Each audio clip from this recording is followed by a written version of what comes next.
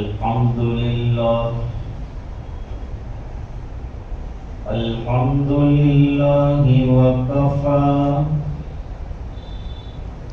وسلام على عباده الذين اصطفى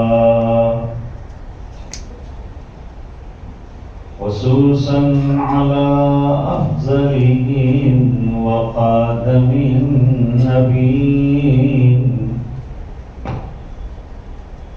محمد الأمين وعلى آله وصحبه أجمعين.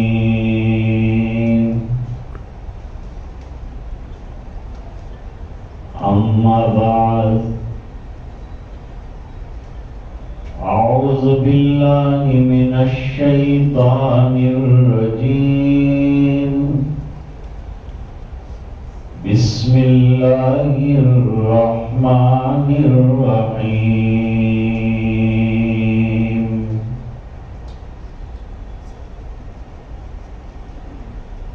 إن الدين عند الله الإسلام. وقال الله تعالى: يريد الله بكم اليسر ولا يريد بكم العسر. صدق الله العظيم.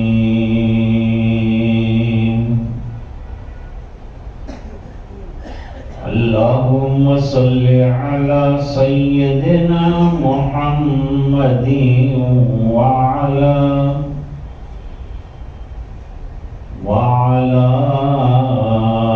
آل سيدنا محمد وبارك وسلم.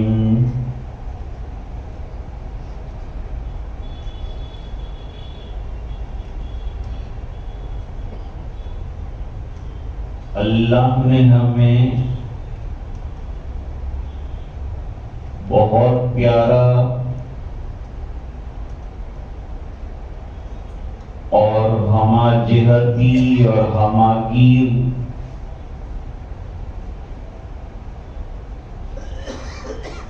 نہایت مبارک دین دیا ہے.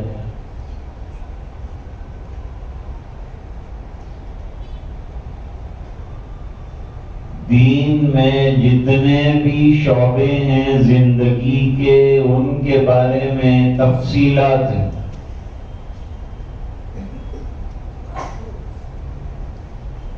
کب کیا کرنا ہے،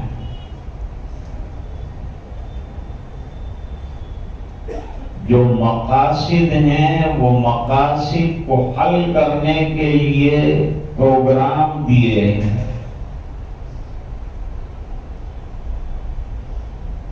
ان پروگراموں کے مطابق اگر انسان چلتا رہے تو اس کو دین میں کہیں بھی دشواری پیش نہیں آئے گی. یعنی وہ یہ نہیں کہے گا کہ یہ دین مشکل ہے. اللہ تعالیٰ فرماتے ہیں کہ ہم تو آسانیاں کرنا چاہتے ہیں بندوں کے لیے، دشواریاں پیدا نہیں کرنا چاہتے.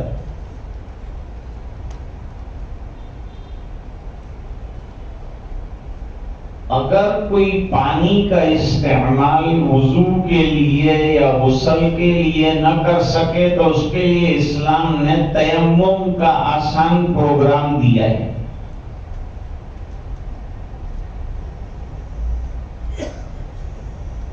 کوئی ایسی جگہ انسان چلا گیا جہاں قبلہ کا رخ پتہ نہیں ہے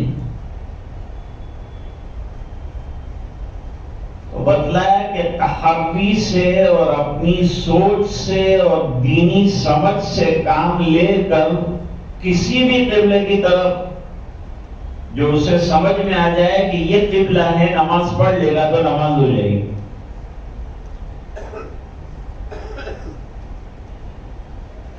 اگر ایک آدمی عریان ہے، اس کے پاس کپڑے بھی نہیں ہیں، تو اس کے بھی مسائل بیان کیے کہ وہ کس طرح سے نماز پڑھے گا.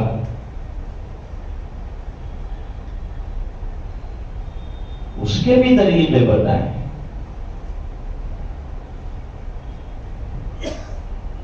ایک آدمی دنیا سے چلا جاتا ہے، وصال ہو جاتا ہے، انتقال کر جاتا ہے، تو شریعت مقدسہ نے اس کا بھی پورا لائحہ اور ضابطہ ہمارے سامنے بیان کیا.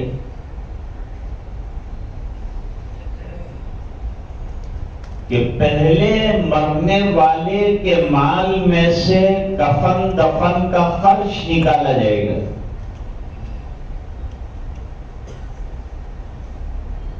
کیونکہ اس کی وفات ہوتے ہی جو ہے مال پر دوسروں کا قبضہ ہونے والا ہے. اس سے پہلے کیا کرنا ہے اس کا پروگرام دے دیا. فرمایا پہلے کفن دفن کا خرچ نکالا جائے میت کے مال میں سے. دوسرے نمبر پر اکثر انسان قرضدار ہوتا ہے اور قرضہ رکھ کر دنیا سے چلا جاتا ہے. حالانکہ یہ اچھی چیز نہیں ہے، لیکن ضرورت ہے انسان کی. کبھی قرضدار چلا گیا دنیا سے، سوچتا تھا کہ میں قرضہ چکا دوں گا، جلدی ادا کر دوں گا، لیکن وقت اجل آ گیا، دنیا سے چلا گیا، قرضہ رہ گیا. حضور پاک صلی اللہ علیہ وسلم دنیا سے گئے تو آپ صلی اللہ علیہ وسلم کی زیرہ چند سا جو کے عوض میں ایک یہودی کے یہاں گروے رکھی ہوئی تھی. حضور کا اپنے پاس مال جمع رکھنے کا اہتمام نہیں تھا. مال بری چیز نہیں ہے، لیکن حضور پاک صلی اللہ علیہ وسلم اس طرح سے زندگی گزارتے تھے. ایک نمونے کی زندگی ہے کہ اس میں مال کی سپیریورٹی نہیں ہے، اس میں ایمان، اسلام، احکام، اعمال، اس کی طرف زیادہ توجہ ہے. ضرورت پوری ہو گئی تو ٹھیک ہے، نہیں ہوئی تو اللہ کے بھروسے، اللہ انتظام کرے.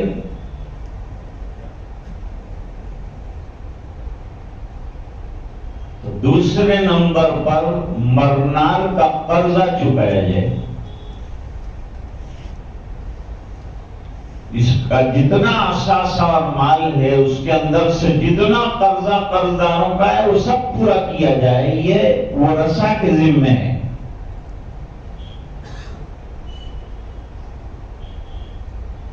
تیسرے نمبر پر مرنے والے کو یہ بھی اجازت دی کہ تیرا 1/3 مال جو ہے اس میں تو وصیت کر سکتا ہے. تو پھر 1/3 مال میں سے جو اس نے وصیت کی ہوگی وہ وصیت پوری کی جائے گی، بشرطے کہ وہ وصیت وارثین کے لیے نہ ہو، ورثہ کے لیے نہ ہو. اور جب یہ تمام چیزوں سے نبٹ جائیں گے تو اب میراث تقسیم ہوگی. اگر مال بچ گیا ہے تو، نہیں ہے تو کوئی سوال نہیں ہے، تو پھر میراث جو ہے وہ تقسیم ہوگی. اب میراث کیسے تقسیم ہوگی؟ قرآن کریم کے اندر اس کی تفصیل بیان کر دی. فقہا کے پاس آپ جائیں گے، مفتیان کرام کے پاس، تو آپ کو پوری ترتیب بتا دیں گے کہ آپ کے اس مال میں کن کو کتنا ملنا ہے.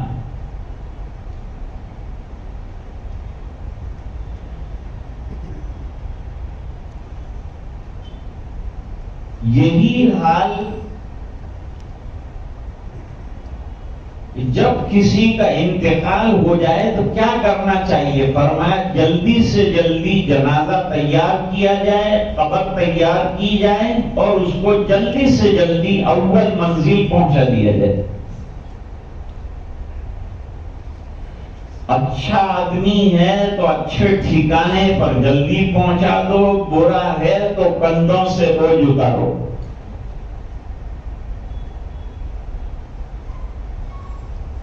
جتنی بھی اسلام کی تعلیمات آپ دیکھیں گے وہ اتنی آسان اور سمپل ہے کہ کہیں اور کوئی موڑ پر دین میں دشواری کا خیال پیدا نہیں ہوتا. ہم جو دشواریاں دیکھ رہے ہیں وہ ہماری پیدا کردہ دشواریاں ہیں. ہم نے رسوم اور فضولیات کا بہت اضافہ کر دیا تو سمجھتے ہیں کہ یہ دین ہے، حالانکہ یہ دین نہیں. دین تو وہ ہے جو ہمارے نبی جناب رسول اللہ صلی اللہ علیہ وسلم نے فرمایا ہے اور کر کے دکھایا ہے، وہ اصل دین ہے.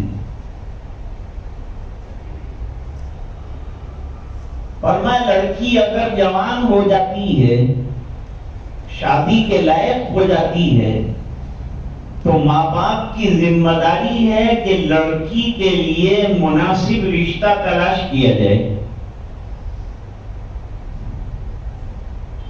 یا کوئی اس کے لیے رشتہ لے کر آئے تو دیکھ لے کہ دیندار ہے لڑکی، لڑکا بھی دیندار ہے، تو یہ رشتہ جلدی کر کے جلد نکاح کر دیا جائے. یہ گناہوں کے دروازے بند کرنے کا بہترین راستہ ہے، خاص طور سے موجودہ دور میں. موجودہ دور میں لڑکیاں جو ہیں، ایک تو بے پردہ ہیں، دوسرا غیروں کے کالجوں میں تعلیم حاصل کرتی ہیں، تیسرے نمبر پر لباس میں بھی عریانی ہوتی ہے اور خیالات میں آزادی ہوتی ہے. اور بچی گھر سے نکل گئی، اس کے پاس موبائل بھی ہے، گاڑی بھی ہے، تو اس کے اوپر کنٹرول کرنا ماں باپ کا مشکل ہوتا ہے. حالانکہ ماں باپ یہ چاہتے ہیں کہ بھئی لڑکی کوئی غلط لائن پر نہ جائے، کوئی غلط قدم نہ اٹھا لے، کوئی غلط کام نہ کر لے. ماں باپ کو اس کی ہمیشہ فکر رہتی ہے، لیکن یہ فکر کا راستہ بتلایا کہ گھر میں تربیتی ماحول بنایا جائے اور مسلمان بچہ اور بچی کو اعتقادیات میں مضبوط کیا جائے. اگر کوئی ذرا سا ہلا دے اور ہل جائے تو سمجھو کہ اس کا عقیدہ کمزور ہے. اگر اس کے پاس اسلامی تعلیم ہوتی اور مضبوط دین ہوتا تو یہ اپنی جگہ سے ہٹ نہ سکتی.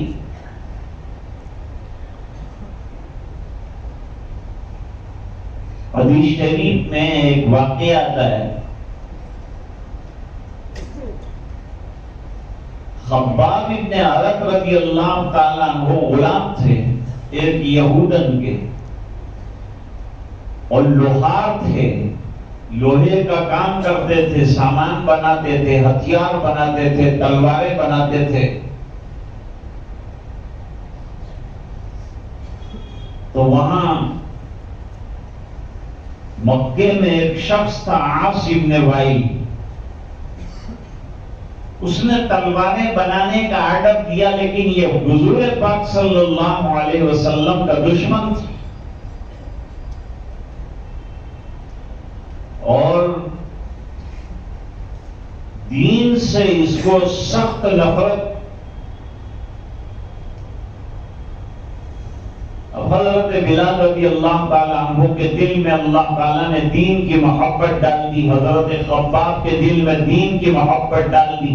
تو محبت آنے کے بعد آدمی قربانیاں بھی دیتا ہے اور اس کے لیے برداشت بھی کرتا ہے تکلیف، لیکن دین نہیں چھوڑتا. شادیاں ہوں یا غم ہوں، ہمیشہ جو ہے دین کو مد نظر رکھنا چاہیے. اگر یہ چیز مد نظر رکھیں گے، سماج کو چھوڑ دو، لوگوں کو چھوڑ دو، وہ کیا کہے گا، یہ کیا کہے گا، ارے میرا رب کیا کہے گا، اللہ کے یہاں جواب کیا دینا ہے، اس کو سوچ کر آدمی قدم آگے بڑھائے. نہ سمجھ میں آئے تو علماء سے پوچھے. علماء کی الحمدللہ کمی نہیں ہے. احمد آباد میں بڑے بڑے ادارے ہیں الحمدللہ، اور علماء کثیر تعداد میں. ہر مسجد کا امام عالم ہے، آپ جا کر اس سے مسئلہ پوچھ سکتے ہیں. مسئلہ پوچھیے اور آگے بڑھ جائیے. کام مسئلے کو پوچھ کر دین کی روشنی میں کیجیے تو کوئی دشواری پیش نہیں آئے گی، سب مسائل حل ہوتے جائیں گے. اپنے آپ کو علماء کے پاس بیٹھنے کا اور ان سے مسائل پوچھنے کا اور ان سے علمی استفادہ کرنے کا مزاج بناؤ. ناقص علم والا ناقص علم والے کی اصلاح نہیں کر سکتا. جس کو اللہ نے کمال درجے کا علم دیا ہو تو اس کے پاس جائیں گے تو آپ کو کامل بنائے گا. قیل و قال را بگزار مرد حال شو وہ پیش مرد کامل پامال شو. بہت بحث کرنا، ڈسکس کرنا، اس سے فائدہ نہیں ہوتا.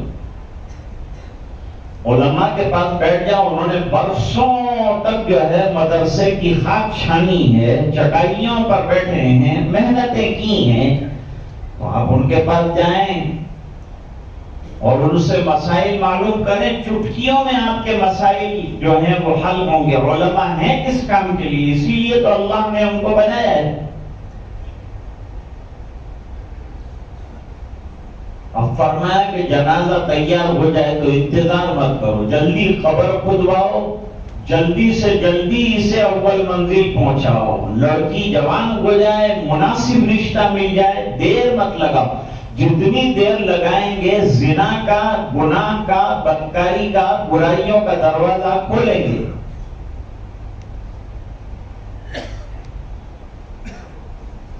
جمعہ کے دن لمبا وقت نہیں ہوتا،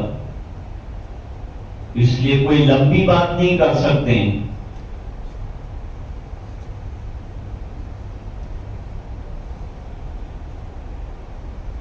اس لیے مختصر بات. اسلام میں سادگی کتنی ہے،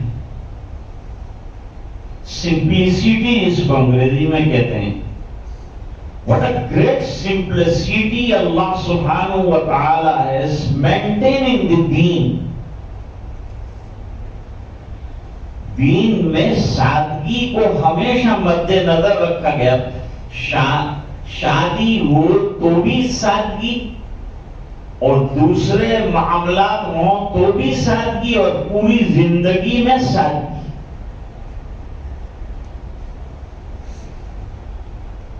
حضرت عائشہ رضی اللہ تعالی عنہ کو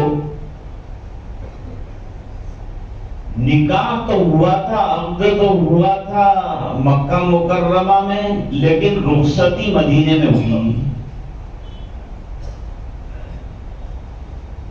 جب حضور پاک صلی اللہ علیہ وسلم نے انصاری خواتین کے ذریعے سے اپنی بیوی کو بلایا تو دن کا وقت تھا. ہمارے یہاں رخصتی رات میں ہوتی ہے، پھر 2، 3، 4 بج جاتے ہیں، دلہا دلہن کی نمازیں چلی جاتی ہے، رشتہ داروں کی نمازیں چلی جاتی ہے، پھر شادی میں برکت کہاں سے ہوگی؟ پہلی رات پڑا رہا بیچارہ، نہ نماز، نہ صلاۃ، نہ اللہ کا شکر، پھر بے برکتی ہوتی ہے. پھر وہ بے برکتی اولاد کے اندر آتی ہے کہ اولاد نافرمان ہو جاتی ہے.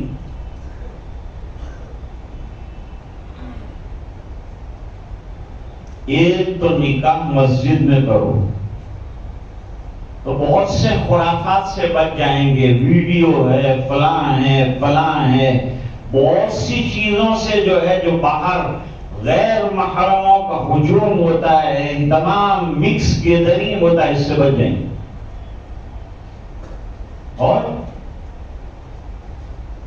فضول جو خرچے زائد ہوتے ہیں کہ ایک لڑکی کو کتنے جوڑے دینے چاہیے. حضرت عائشہ صدیقہ رضی اللہ تعالیٰ عنہ کو دن کے وقت انصاری عورتیں بلانے کے لیے گئیں کہ سرکار یاد کر رہے ہیں، چلو رخصتی کا وقت ہو گیا. نہ کوئی گھوڑے آئے، نہ گاڑیاں آئی، نہ اونٹ آئے، نہ سواریاں آئی، کچھ بھی نہیں ہے. اور حضرت عائشہ رضی اللہ تعالیٰ عنہ چھوٹی ہیں، اس لیے سہیلیوں کے ساتھ کھیل رہی ہیں، بچیوں کے ساتھ کھیل رہی ہیں. وہ بچیوں کے پاس سے بلایا حضرت ام رومان رضی اللہ تعالی عنہا نے والدہ نے بلایا، اور بلانے کے بعد موجودہ دور میں تو شادی سے پہلے لڑکی کو کتنے چوچلے سکھائے جاتے ہیں، کروائے جاتے ہیں، میک اپ کرواتے ہیں اور بیوٹی پارلر بھیجتے ہیں، کتنا خرچہ اس کے اندر ہو جاتا ہے۔ میں برطانیہ میں تھا تو وہاں شادی ہوئی، تو شادی کے بعد جو ہے میں نے پوچھا اب کیا ہوگا، تو ایک گاڑی آتی ہے لمبی، لیموزین کہتے ہیں، وہ خاص دلہا دلہن کے لیے لائی جائے گی، اور دلہن کو آج کی رات جو ہے ہوٹل میں دلہا کے ساتھ گزارنی ہے، شہر کا ایک چکر کٹوا کر دلہن اور دلہا کو وہاں ہوٹل میں چھوڑ دیا جائے گا۔ ہوٹل کا خرچہ کافی لمبا، اور لیموزین جو ایک چکر کاٹ کے وہاں تک پہنچائے گی اس کے 1000 پاؤنڈ، 1000 پاؤنڈ یعنی 1,00,000 روپے ہو گئے۔ 1,00,000 روپے میں تو کتنی غریب بچیوں کی شادیاں ہو سکتی ہے، کتنے مدرسے سنبھل سکتے ہیں، کتنی بچوں کی تعلیم کا نظام بن سکتا ہے۔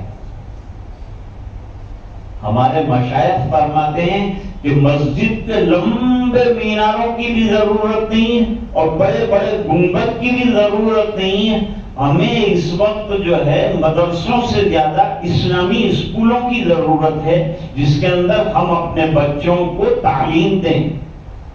اس وقت ایجوکیشن اور تعلیم کی ضرورت ہے، اور تعلیم پیریلل دینی پڑے گی، یعنی جتنی اچھی آپ دنیا کی تعلیم دے رہے ہیں اس سے کہیں اچھی تعلیم اس کو دین کی ملنی چاہیے، تاکہ دین ہوگا تو اس کی دنیا بھی سمجھ جائے گی، جہاں جائے گا دین کی روشنی میں کام کرے گا، قرآن کریم مد نظر ہوگا، احادیث مبارکہ ہوگی، دین ہوگی تو اس کا دنیا بھی سمجھ جائے گی۔ اسلام دنیاوی تعلیم کو نہ نہیں کہتا، لیکن دنیاوی تعلیم ایسی ہونی چاہیے جس کے اوپر پرچھائیاں اور سایہ پڑا ہوا ہو اسلام کا اور دین کا۔ ہمارا بچہ فلی ایجوکیٹڈ ہو لیکن وہ قرآن کریم کا پڑھنے والا بھی ہو، دین کے علم سے ایک حد تک واقف ہو، اور اس کا علماء سے تعلق و رابطہ ہو، ضرورت پڑنے پر ان سے مشورہ کرے۔ کتنے جوڑے دیے جائیں لڑکی کو، آپ دینا چاہیں تو 100 جوڑے جو ہے دیے جائیں گے، بھئی ایک جوڑا گھر سے نکلنے کا، ایک جوڑا تخت پر بیٹھنے کا، ایک جوڑا ولیمے کا، ایک جوڑا حلیمے کا، ایک جوڑا دوسرے دن باہر نکلنے کا، تیسرے دن گھومنے کا۔ جوڑوں کا تو سب جوڑے دیتے، کفن کا ایک جوڑا نہیں دیتے، باقی سب جوڑے دیتے، جوڑوں پہ جوڑے دیتے ہیں۔ اب یہاں حضرت عائشہ صدیقہ رضی اللہ تعالی عنہا جیسی دلہن اور جا رہی ہے آقا نامدار جناب رسول اللہ صلی اللہ علیہ وسلم کے گھر، تو بہت شاندار جو ہے میک اپ ہونا چاہیے تھا، اور شاندار طریقے پر سجاوٹ ہونی چاہیے تھی، اور زیب و زینت کا انتظام کیا جائے۔ حسین لڑکی ہے، پردے والی ہے، دیندار ہے، تو اس کا دینی حسن اتنا بڑا ہے کہ اس کو دنیا کے حسن کی اب کوئی ضرورت نہیں، کیونکہ لڑکے نے دین دیکھ کر پسند کیا ہے تو اس کے سامنے تو اس کی دینی شکل ہوگی، دنیا نہیں ہوگی۔ لڑکی بہت گوری اور بہت حسین اور خوبصورت نہیں ہے، لیکن لڑکا سوچے گا کہ سیرت اس کی اچھی ہے۔ اصل چیز تو سیرت دیکھنی ہے، کہ جب سیرت بہترین ہے تو پھر اللہ تعالیٰ صورت میں بھی خوبصورتی پیدا کرتے ہیں۔ آدمی میں خوبصورتی جو آتی ہے وہ خوبصورتی کی وجہ سے آتی ہے۔ آدمی جب بولے، اچھا بولے، گفتگو کرے، اچھی گفتگو کرے، اس کی نقل و حرکت میں سنتیں نظر آ رہی ہیں تو انسان حسین ہو جاتا ہے۔ آدمی جب داڑھی رکھتا ہے تو حسین ہو جاتا ہے۔ داڑھی سے حسن بڑھتا ہے، گھٹتا نہیں۔ اگر داڑھی سے حسن گھٹتا ہوتا تو حضور کو داڑھی رکھنے کے لیے نہ کہا جاتا۔ سرکار کا حسن و جمال جو ہے وہ داڑھی کے ساتھ ہے کہ داڑھی کے بغیر ہے؟ بہت سی لڑکیاں اور آج کل نوجوان لڑکے داڑھی تو رکھتے ہیں لیکن وہ برائے فیشن رکھتے ہیں. داڑھی سنتوں کے مطابق رکھتی ہے, فیشن کو نہیں دیکھنا ہے, ہمیں تو سرکار کو دیکھنا ہے, ہمیں تو نبی کریم صلی اللہ علیہ وسلم کے طریقے کو دیکھنا ہے. آپ نے داڑھی مبارک کیسی رکھی ہے, انبیاء کرام نے کیسی رکھی ہے, صحابہ کرام نے کیسی رکھی ہے, قطر بیوت کر کے خالی برائے نام خصخصی داڑھی نہیں ہے, سنت کے مطابق داڑھی رکھی. اور جو لڑکیاں ناپسند کرتی ہیں ان کو کہو کہ نکاح بھی ایسے آدمی کے پاس پڑھواؤ جس کی داڑھی نہ ہو, اور تیرا جنازہ بھی ایسا آدمی پڑھا ہے جس کی داڑھی نہ ہو, اور تجھے قبر میں بھی ایسا آدمی اتارے جس کی داڑھی نہ ہو, جب تجھے داڑھی سے ہی نفرت ہے. داڑھی انبیاء کرام کی سنت ہے, بلکہ وہ جہلائے عرب جو تھے وہ بھی داڑھیاں رکھتے تھے, وہ بھی کوئی داڑھی منڈے نہیں تھے. یہ تو بڑی عظیم اور بڑی پیاری اور بڑی اچھی سنت ہے. اس سے جسم اور صورت اور شکل نکھر جاتی ہے اور آدمی کی مردانگی کا ظہور ہوتا ہے. تو ماں نے بلایا, ام رومان نے بلایا حضرت عائشہ رضی اللہ تعالی عنہا کو کہ چل تجھے لینے کے لیے انصار کی عورتیں آئی ہیں اور دربار نبی میں حاضر ہونا ہے اور حضور پاک صلی اللہ علیہ وسلم کے گھر جانا ہے. پھر کیا کیا؟ روایتوں میں ہے کہ منہ دھلا دیا. ان کے پاس وہاں واش بیسن بھی نہیں تھا اور شاندار نل بھی نہیں تھے اور شاندار باتھ روم بھی نہیں تھا. جو چھوٹا سا حمام تھا اس میں وضو کرا دیا, اس میں منہ دھلا دیا, ہاتھ دھلا دیا اور اپنے ہاتھ سے کنگھی کر دی, اور ایک جوڑا پہلے سے تیار رکھا تھا, ایک جوڑا صرف, کہ جب رخصتی ہوگی میری بیٹی کو یہ ایک جوڑا پہنا کر آقا کے یہاں رخصت کروں گی. وہ جوڑا پہنایا, وہ بھی سیدھا سادہ تھا, وہ بھی کوئی 1,00,000 2,00,000 50 لاکھ کے جیسے آج کل شادی کے دلہنوں کے جوڑے ہوتے ہیں. اتنا لمبا ہوتا ہے کہ 6 عورتیں تو اس کو لے کے چلتی ہیں, اور لڑکی قسم کھا لیتی ہے کہ آج پہنا ہے اس کے بعد کبھی نہیں پہنوں. وہ سادہ جوڑا پہنایا اور دن کے وقت جو ہے دعائیں دی گئی اور روانہ کیے گئے. لڑکی کو جب روانہ کرتے ہیں تو لڑکی والے لڑکے کے یہاں کیسا رہنا ہے یہ نہیں بتاتے, اور حقوق شوہر کے کیا ہیں یہ نہیں بتاتے, ساس کے اور سسر کے حقوق کیا ہیں یہ نہیں بتاتے, اور دین کی روشنی میں یہ تمام چیزیں جو ہے بتانی چاہیے. گجراتی کتاب لکھی تھی مولانا احمد بھتورنی صاحب مرحوم نے, اس کا نام ہے ساسرے جتی دیکھنی نے. ہدیے کے طور پر یہ کتاب اس کو دی جائے اور کہا جائے کہ اس کا مطالعہ کرنا, اور تیرے حقوق کیا ہیں, شوہر کے حقوق کیا ہیں, اور وہاں رہتے ہوئے ان کے ماں باپ کے حقوق کیا ہیں, اور تیرے گھر میں رہتے ہوئے ہمارے حقوق کیا ہیں, ان تمام, اور کن کن لوگوں سے پردہ ہے, کن سے پردہ نہیں کرنا ہے, یہ تمام مسائل کا علم ہونا چاہیے, وہ سکھانا چاہیے. قرآن کریم جہیز میں دے دینے سے کافی نہیں چلے گا. جہیز تو ہے ہی نہیں, اسلامی اعتبار سے دیکھا جائے تو جہیز کی کوئی حیثیت ہی نہیں ہے. اس کو ختم کر کے مسجد میں سادہ نکاح کیجیے. نکاح بالکل سادہ ہے. آج وقت نہیں ہے میرے پاس, ورنہ پورا پروگرام نکاح کے اندر کیا ہونا چاہیے وہ میں بیان کرنا چاہتا تھا. قرآن کریم دیا جائے تو یہ تلقین کی جائے کہ بیٹا اس کو الماری میں سجا کر رکھنے کے لیے قیمتی قرآن نہیں دیا, بلکہ اس کی قیمتی تعلیمات پر عمل کرنے کے لیے ہمیشہ تیرے سامنے قرآن کریم رہے اس لیے دیا ہے, یا پھر اس لیے دیا ہے کہ تو اس کی روزانہ تلاوت کرے, قرآن کریم کو پڑھتی رہے, تاکہ تیرے گھر میں برکت ہو, تیرے گھر میں رحمتوں کا نزول ہو. قرآن کریم کے پڑھنے کی وجہ سے گھر میں رحمتوں کا نزول ہونا, سکینہ اور سکون کا ہونا.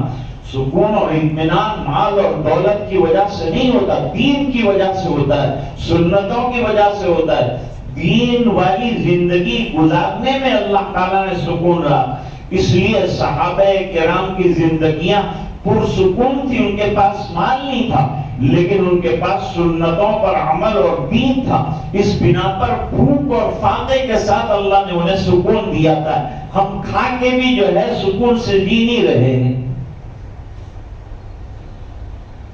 وہ دے دیا, جوڑا روانہ کر دیا. دعائیں اس وقت جو دینی تھی اعلی خیر طائرین وہ دے دی اور روانہ ہوئی. دن کے وقت میں بنا فرمائی نبی کریم صلی اللہ علیہ وسلم نے, اور یہ ایک جوڑا مدینے کی کئی دلہنوں نے پہنا ہے.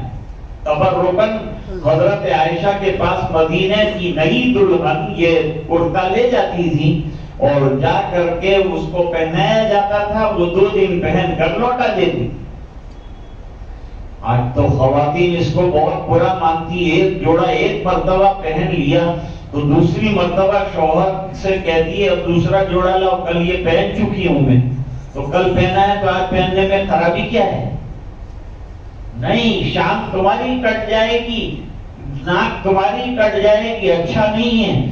لوگ کیا کہیں گے, اس کا شوہر کملا ہے کہ اس کے پاس پیسے بھی نہیں ہے کہ روزانہ نئے اس کو جوڑے دلائے. حالانکہ روزانہ نئے جوڑے کی کوئی ضرورت نہیں, ایک جوڑے سے زندگی گزر سکتی. تو ایک چھوٹا سا واقعہ ذکر کر کے بات ختم کرو.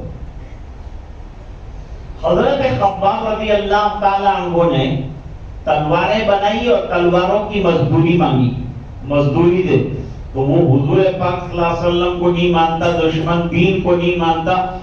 اس نے کہا کہ مزدوری جب دوں گا جب تو حضور پاک صلی اللہ علیہ وسلم کی تکفیر کر دے, دین کا انکار کر دے اور بتوں کو مان لے, تو میں تجھے جو ہے دے دوں گا تیری مزدوری.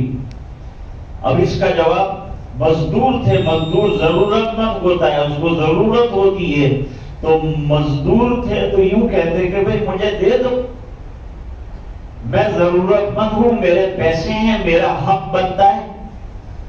لیکن جب اس نے یہ کنڈیشن اور یہ شرط لگائی تو حضرت خباب رضی اللہ تعالیٰ عنہ نے کہا کہ ہم مر جائیں اور تو بھی مر جائے, میں بھی ختم ہو جاؤں, اور دوسری زندگی اللہ تعالیٰ جب دیں گے, جب بھی میں مسلمان ہو کر اٹھنے والا ہوں, اس وقت بھی میں دین چھوڑنے والا ہوں. مزدوری کی کیا تو بات کرتا ہے؟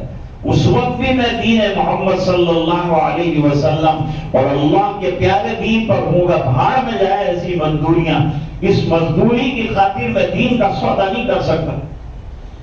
اگر آج بچیاں اس پر مضبوط ہو جائیں کہ کچھ بھی ہو جائے غیروں کے ساتھ جانے کا کوئی سوال پیدا نہیں ہوتا. ہمارے نوجوان اور حسین بچے ہیں, دیندار لڑکے ہیں, دیکھے جانے پہچانے بھالے ہوئے ہیں, لہذا ان کے ساتھ شادی کرنا ہے.